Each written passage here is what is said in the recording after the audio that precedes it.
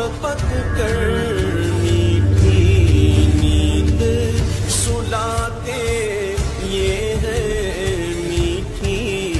मुशाहिदीन अल-किराम, अस्सलामु अलैकुम व रहमतुल्लाहि व बरकातुह। सच्ची बात में आपका फिर से इस्तकबाल। मैं हूँ आपका मेजबान मोहम्मद रैयान। आइए डालते हैं आज की ताज़ा तरीन सुर्खियों पर एक नजर। खबर शुरू करने से पहले अगर अभी तक आपने हमारा चैनल सब्सक्राइब नहीं किया तो प्लीज सब्सक्राइब करें, लाइक करें और शेयर करें। और आप हमें अपनी राय दे सकते हैं।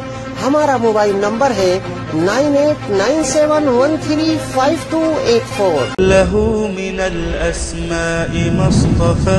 एक दिन हुजूर अकरम सल्लल्लाहु अलैहि वसल्लम, अबू बकर सिद्दीक और उमर रजी अल्लाह, तीनों, लंबा वाक़या है, बाहर गली में आए। दोपहर का वक्त था। तीनों ने कहा कि हम भूख से आए हैं। एक ने कहा मैं भूख से निकला, दूसरे ने कहा भूख से निकला, तीसरे ने कहा भूख से निकला। आपने फरमाया मैं 3 दिन से मैंने कुछ नहीं खाया। 3 दिन के फाके। जब 3 दिन के फाकों के बाद आप सल्लल्लाहु अलैहि वसल्लम, अबू बकर सिद्दीक रजी अल्लाह ताला अन्हु और उमर रजी अल्लाह ताला अन्हु अबू अयूब अंसारी रजी अल्लाह के घर चले गए। वहाँ जाके उनकी बीवी ने बकरे का बच्चा ज़िबा किया, खाना पका के दिया, रोटी, उस रोटी को जब खाया, 3 दिन की भूख के बाद रोटी जब खाई तो हुजूर अकरम सल्लल्लाहु अलैहि वसल्लम ने इरशाद फरमाया, उमर, अल्लाह की इस दी हुई नेमत का हिसाब होगा। उसने कहा या रसूल अल्लाह, 3 दिन के बाद कुछ खाया है, 3 दिन के बाद एक रोटी खाई, इसका भी हिसाब होगा? आपने फरमाया हाँ, इसका हिसाब होगा। अगर हिसाब से बचना है तो खाना जिसने खाया, जो खाना खाए उसके बाद वो कहे अल्हम्दुलिल्लाहिल्लज़ी हुवा अशबअना व अरवअना व अनअमा अलैना व अफजल। जिसने ये दुआ पढ़ ली वो चाहे जो मर्जी खाए, उसका हिसाब नहीं होगा। अमल बताया, अल्लाह के नबी ने ये बताया, ये कर लो ये हो जाएगा, ये कर लो ये हो जाएगा, ये पढ़ लिया करो, हिसाब से बच जाओगे। फॉर्मूले बताए। अल्लाह ने फजल फरमाया हम पे। अल्लाह ने हम पे कितना करम किया कि मुसलमान बनाया और हुजूर अकरम सल्लल्लाहु अलैहि वसल्लम का उम्मती बनाया और सारी बात को खोल खोल के बयान कर दिया, कोई चीज़ छुपाई नहीं। अल्लाह के नबी ने छोटी छोटी बातें बताई, छोटी छोटी बातें कि ये कर लो, ये कर लो, ये कर लो, ये कर लो, मसला खत्म तुम्हारा। मैसेज टीवी की नशरियात देखने के लिए अपने केबल ऑपरेटर से कहकर मैसेज टीवी को अपनी केबल पर चलवाएं या सैटेलाइट डिश पर ट्यून इन करें। आपका अपना मैसेज टीवी।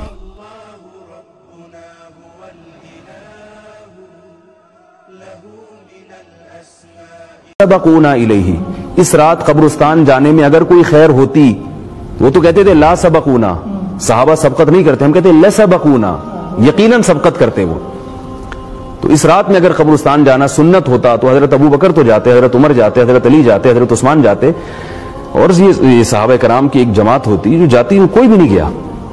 तो अगर इसको सही मान लिया जाए तो ये नबी सल्लल्लाहु अलैहि वसल्लम की खुसूसियत होगी। नबी सल्लल्लाहु अलैहि वसल्लम अगर जिंदगी में एक बार गए हैं तो चुपके से गए हैं। हजरत आयशा को भी इल्म नहीं हुआ था।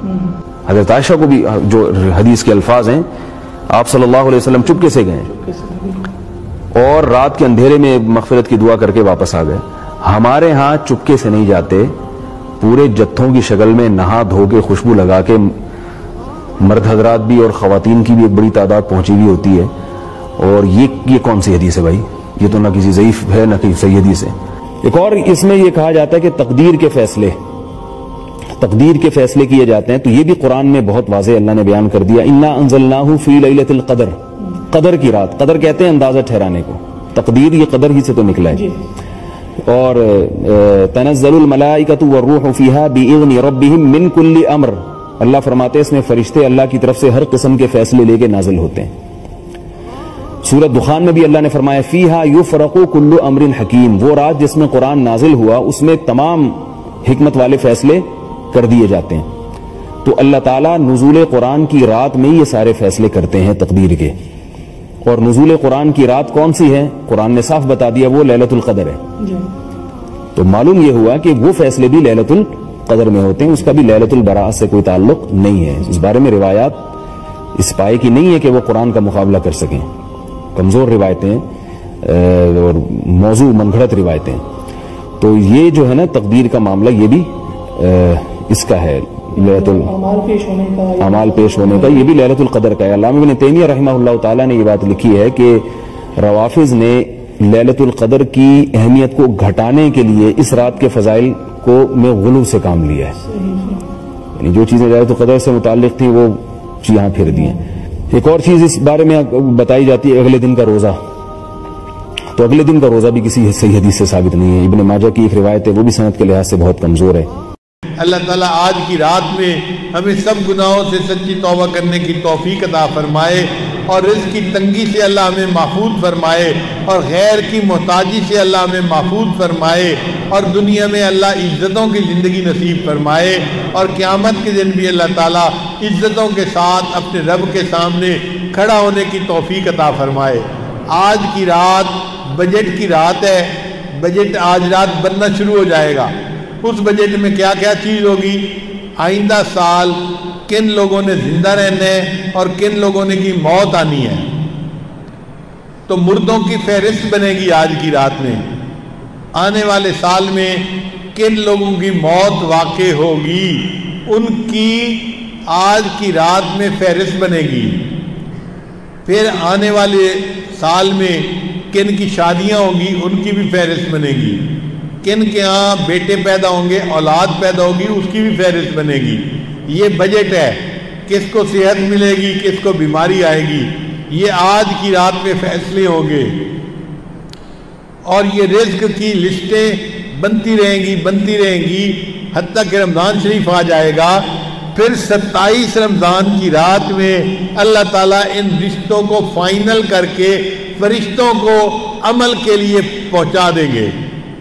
درمیان میں وقفہ اللہ نے اس لیے رکھا کہ میرے بندے اگر اس دوران تو اللہ سے مانگے گا، عبادت کرے گا، دعائیں کرے گا، تو ہم تیرے رزق میں تبدیلی بھی کر دیں گے، ہم تیرے لیے اچھے رشتے کا انتظام کر دیں گے، تجھے ہم بیٹا عطا کریں گے، تجھے ہم عزتیں عطا کریں گے، تجھے ہم صحت عطا کریں گے۔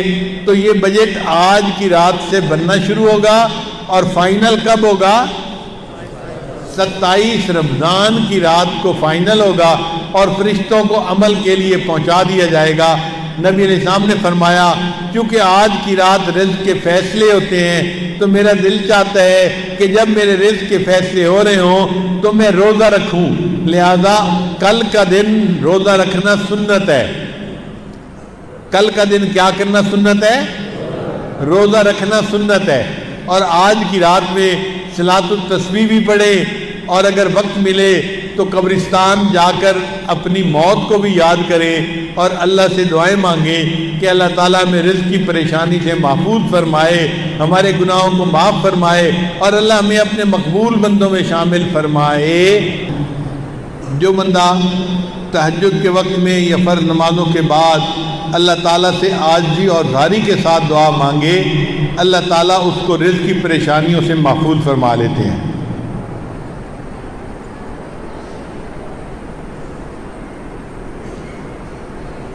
نبی علیہ السلام نے ایک صحابی کو یہ دعا سکھائی کہ تم گھر سے نکلتے ہوئے دعا مانگا کرو، بسم اللہ علی نفسی و مالی و دینی، اللہم ارضنی لقضائک و بارک لی فیہا،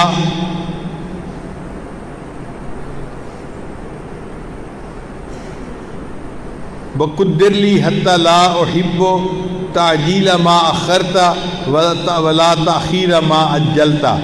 تو جو بندہ یہ دعا پڑھ لے گا اللہ تعالیٰ اس کو رزق کی تنگی سے بچا لیں گے۔ تو آج کی رات کا مضمون تو ختم ہو گیا، اب تھوڑی بات اور بھی سن لیجئے کہ کچھ اسباب ہوتے ہیں تنگ دستی کے، عموماً ہمارے اندر وہ عادتیں ہوتی ہیں، اور ہم کہتے ہیں جی کہ تنگ دستی بہت ہے۔ ہمیں چاہیے کہ جن چیزوں سے تنگ دستی ہوتی ہے ان اعمال کو چھوڑ دیں۔ پہلا عمل، کھڑے ہو کر جوتے پہن کر ننگے سر کھانا کھانا۔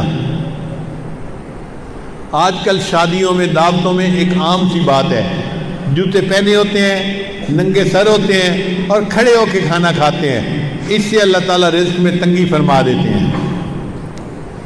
دوسری بات بیت الخلاء میں باتیں کرنا،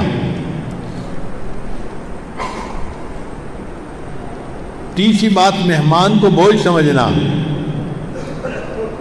چوتھی بات ہاتھ دھوئے بغیر کھانا کھانا اور بسم اللہ پڑھے بغیر کھانا کھانا، اس سے رزق میں تنگی ہو جاتی ہے۔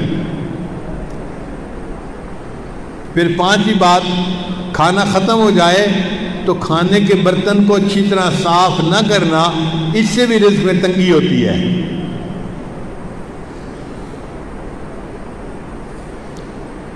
پھر چھٹی بات مسجد میں دنیا کی باتیں کرنا۔ پھر ساتویں بات مانگنے والے فقیر کو جھڑکنا، بھئی آپ کے پاس کچھ نہیں ہے دینے کے لیے تو محبت سے اس کو کہہ دے کہ بھائی آگے چلے جاؤ، جھڑکی نہ دیں۔ کئی لوگ اس فقیر غریب سمجھتے ہوئے اس کو جھڑکنا شروع کر دیتے ہیں، تجھے کہا نہیں، تو نے سنا نہیں، جاتا کیوں نہیں؟ تو فقیر کو جھڑکنے سے خود بندہ رزق کی تنگی میں مبتلا ہو جاتا ہے۔ پھر ساتواں عمل مغرب کے بعد بلا عذر کے سو جانا، عشاء کے بعد سونا چاہیے۔ مغرب کے بعد اگر بیماری ہے یا عذر ہے تو اور بات ہے، پھر اجازت ہے۔ اگر عذر نہیں تو مغرب کے بعد سونے کی عادت نہیں بنانی چاہیے۔ پھر 10واں عمل جس سے رزق تنگ ہو جاتا ہے، بغیر عذر کے نماز قضا کر دینا۔ فجر نہیں پڑھتے، ظہر نہیں پڑھتے، عصر نہیں پڑھتے، مغرب نہیں پڑھتے، باتوں میں لگے رہے، نماز قضا ہو گئی۔ پھر 11واں عمل جس سے رزق میں تنگی آتی ہے، جھوٹ بولنا۔ اور آج کل تو جھوٹ بولنے کی ابتدا ماں باپ بچے سے ہی کر دیتے ہیں۔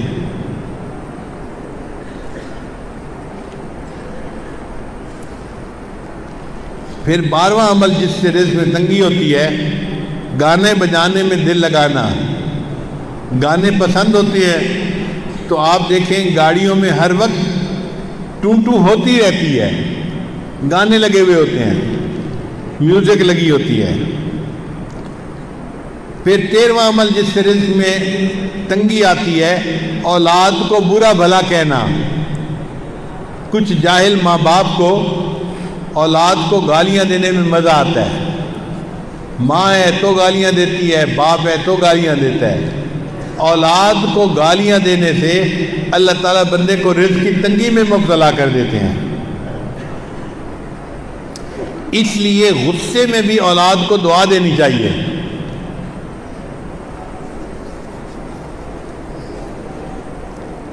چنانچہ ایک صاحب اپنا واقعہ سنانے لگے کہ میں بہت شرارتی تھا اور گھر والوں کو میں نے تنگ کیا ہوا تھا۔ ایک دن کیا ہوا کہ گھر میں مہمان آئے ہوئے تھے تو میری والدہ نے دال بنائی مہمانوں کے لیے، اور میں نے ایک مٹھی ریت کی بھری اور آ کر ہنڈیا میں ڈال دی۔ اب جب مہمان کھانا کھانے لگے تو دال کے اندر ریت تھی تو کھانا تو نہیں کھایا جاتا نا، تو مہمانوں کو بھی پریشانی ہوئی اور گھر والوں کو بھی پریشانی ہوئی۔ اب جب گھر والوں کو پریشانی ہوئی تو میرے والد تو غصے میں کہ جس نے یہ کیا ہے میں اس کی پٹائی کرتا ہوں۔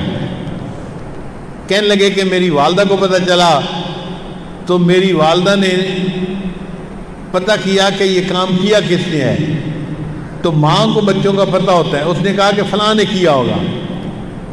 مجھے پکڑ کے لایا گیا اور مجھے پوچھا گیا کہ کیا تم نے یہ حرکت کی، سالن کے اندر تم نے ریت ڈالی؟ تو امی کے سامنے میں نے اقرار کر لیا، ہاں امی یہ شرارت میں نے کی تھی۔ کہنے لگے کہ یہ شرارت کا جب میں نے اقرار کیا تو غصے میں میری ماں نے مجھے کہا، اچھا تو نے مہمانوں کو تکلیف پہنچائی اور سالن کے اندر تو نے ریت ڈالی، اللہ تعالیٰ تجھے حرم کا امام بنا دے۔ تو وہ کہتے ہیں کہ اللہ نے میری ماں کی دعا کو قبول کر لیا اور آج اللہ نے مجھے دونوں حرم کا امام بنا دیا۔ یہ واقعہ کس کا تھا؟ قاری سدیس کا تھا جو حرم کے امام ہیں۔ انہوں نے اپنی زندگی کا واقعہ سنایا کہ میں نے یہ حرکت کی تھی، میری والدہ نے مجھے بد دعا دینے کی بجائے دعا دی تھی بیٹا اللہ تجھے حرم کا امام بنا دے، اور آج میری ماں کی دعا قبول ہوئی اور اللہ نے مجھے حرم کا امام بنا دیا۔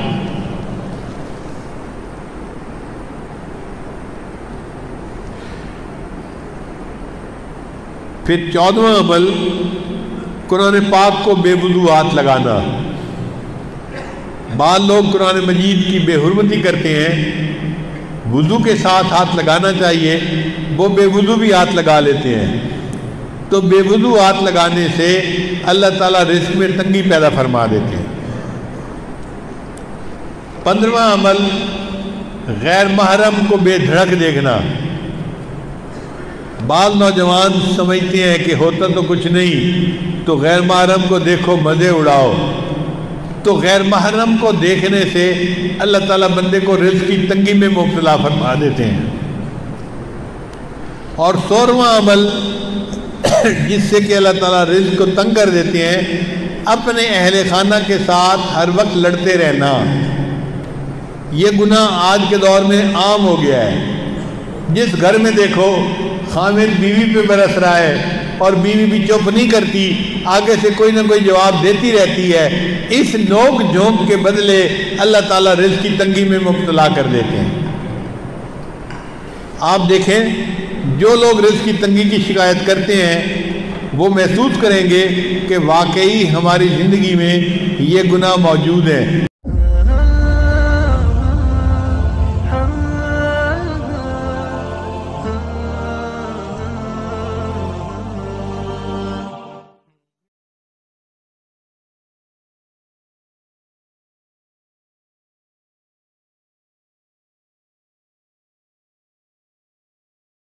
کیا شب برات میں جاگنا اور روزہ رکھنا صحیح ہے؟ 15 شعبان کا روزہ کسی صحیح حدیث سے ثابت بولو بھائی نہیں۔ مدلل بحث کی ہے کہ نہ اس رات میں قبرستان جانا چاہیے، نہ اس رات میں حلوے پکانے چاہیے، نہ اس رات میں الگ سے کوئی نہانا دھونا چاہیے، نہ اگلے دن کا روزہ رکھنا سنت ہے، نہ پٹاخوں کی کوئی حیثیت ہے۔ صرف ایک چیز ہے وہ، اور نہ اس رات میں تقدیر کے صاف ہے قرآن میں کہ وہ لیلۃ القدر میں ہوتے ہیں۔ علامہ ابن تیمیہ رحمہ اللہ نے لکھا ہے کہ لیلۃ القدر کی اہمیت کو گھٹانے کے لیے بھی اس رات کو بہت زیادہ اہمیت دی گئی ہے۔ تو جتنی جس چیز کی اہمیت ہو اس کو اتنا اصل ہے۔ تو جب شریعت میں نہیں ہے تو آپ کیوں اس رات کو صدقے کے حوالے سے پروٹوکول دے رہے ہو؟ جب نہیں ہے، اس میں کسی صحابی نے نہیں یہ کام کیا، اس رات کو دیگیں پکائی ہوں یا نہائے دھوئے ہوں یا کھانا کھلایا لوگوں کو۔ 15 شعبان کی رات میں ہمارے ملکوں میں، جو ہمارے عجمی ملک ہیں، اس میں وہ کچھ ہو رہا ہے جو نہ میرے نبی نے کیا، نہ صحابہ نے کیا، نہ تابعین نے کیا۔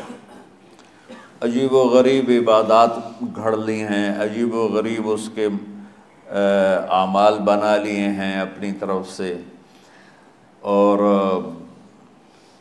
مسجدیں بھری ہوتی ہیں اور روشنیاں لگی ہوتی ہیں، اور اس رات کی فضیلت میں جتنی احادیث ہیں وہ ضعیف ہیں۔